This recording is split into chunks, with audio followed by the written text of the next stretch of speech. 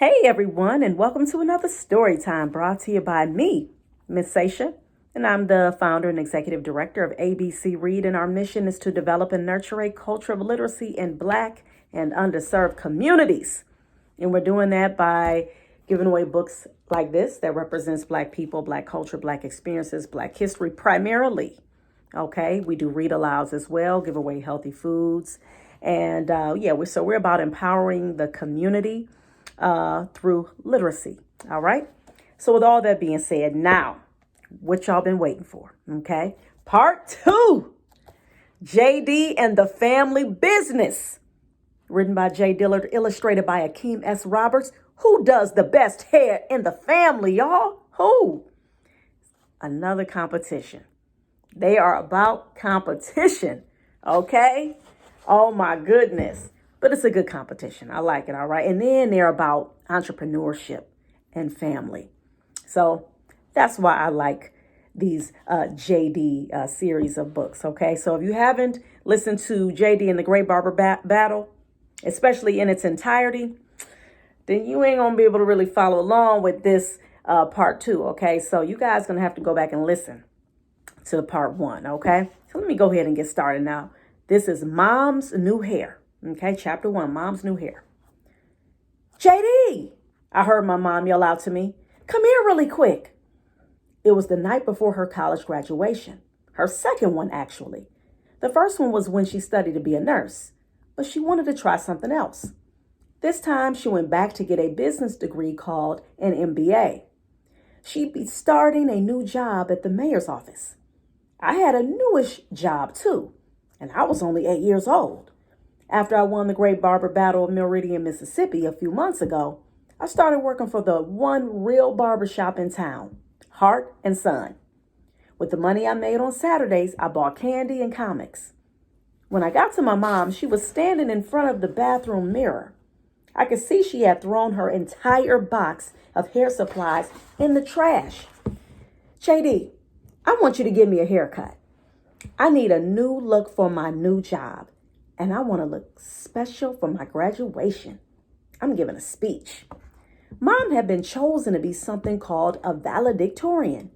It sounded like a special award for being smart, which my mom was. We were excited for her to finish school.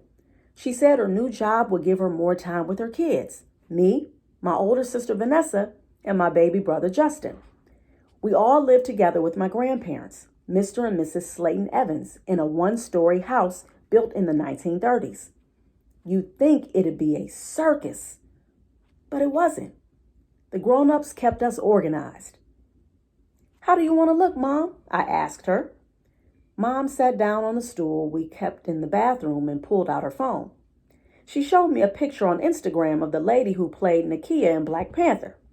She had a short haircut with a part cut into the side of her head. I want that, Mom said. Wow, Mom, really? I'd only ever seen my mom with short hair, like her pixie cut.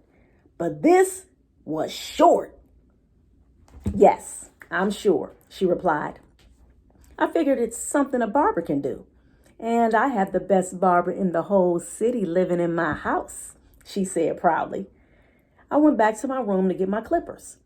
The buzzing sound they made when I turned them on always helped me focus and get into the zone. As my mom's hair fell to the floor, I hoped I was doing a good job. I wanted her to feel special on her special day. When I finished, I passed Mom a hand mirror, and she took a look. She touched her head, and her eyes got wide. Then they started to get glossy. She was crying. Had I done a terrible job? Did she hate how she looked?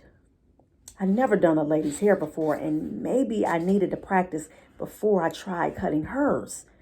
I imagined Mom getting up on stage tomorrow and everyone pointing and staring. The last time I had a crooked fade, the kids at school made fun of me for weeks. What had I done? Now Mom would need to keep her graduation cap on the whole time. Then her lips curled into a smile that changed her whole face. I can't believe how great I look, she said. No one had ever cried in my barber chair before. Thankfully, these were tears of joy. And my son James is the reason why I look great, she added. I felt so good and warm inside. Now I was excited that my work would be on display in front of hundreds of people at the university auditorium tomorrow. Something like that hadn't happened to me since the Great Barber Battle. After I won, people would fist bump me, let me cut in line, or give me free samples at the ice cream shop. There was even an article written about me in the Meridian Star newspaper. Granddad framed the article and hung it in the living room next to some artwork I drew. It was the best. I had been wondering if I was losing my touch. I had to pay for my own ice cream for weeks. Was I being forgotten? Mom gave me a tight hug and left the room beaming. At least she was still my biggest fan. Granddad dropped Mom off early for her graduation rehearsal in the morning. That gave us enough time to prepare for Mom's secret surprise party. Okay, everybody, let's spring into action, Granddad told us when he got back to the house. We put out a banner that said, Happy Graduation, above the back porch and used aluminum foil to cover the chocolate cake, fried chicken, and potato salad Grandma had made. Everyone who was invited was asked to bring an extra dish, and I was looking forward to eating everything when we got back. At the ceremony, Mom looked so confident in front of the audience with her new haircut. Her earrings glistened as she talked.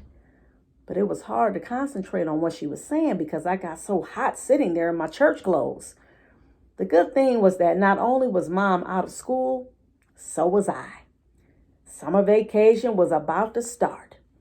Well, Douglas Elementary School was about to finish up. But the Evans Summer School Program will be in full effect. Granddad, aren't I going to learn this stuff next year? I had asked him when he had gave me a sheet of paper with every subject he, my grandmother, and Mom planned to go over with me and my sister this summer. It's better to be ahead than behind, he had said. I guess he was right. But just once, I'd like to be able to do nothing but swim, play video games, and eat ice cream until school starts. And last but not least, please clap for our final graduate, Mr. Harold Zeet. I felt a tap on the back of my head as Mr. Zeet smiled and grabbed his diploma. It was Vanessa. She handed me a piece of paper. It read, I have an idea for how to have the best summer ever. Let's talk at the party. This deal will expire, so don't miss out. My sister had a huge grin on her face. She only smiles like that when she's up to something.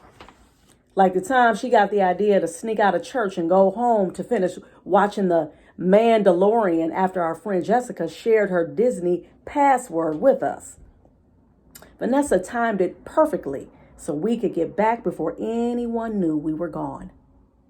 What did she have in mind this time? And how much trouble will we get in? Oh boy, y'all. Already out the gate, right? Oh my goodness, that planning, I love it. What plans do you all think that Vanessa has for her and her brother JD this summer? As y'all see, how many of y'all can relate to your parents giving you work still in the summertime? Well, I'm going to tell you, I know my kids can, okay? And they're like, Mommy, are you serious? I'm like, listen, education happens all year round, okay? Period. So, with all of that being said, I hope that you all enjoyed chapter 1. And please return for chapter 2, because now we got to find out what's going on, all right? All right, so again, you all have been listening to another story time read to you by me, Miss Sasha. And please remember to like, subscribe, and share. And you better keep reading for at least 30 minutes a day. All right, peace.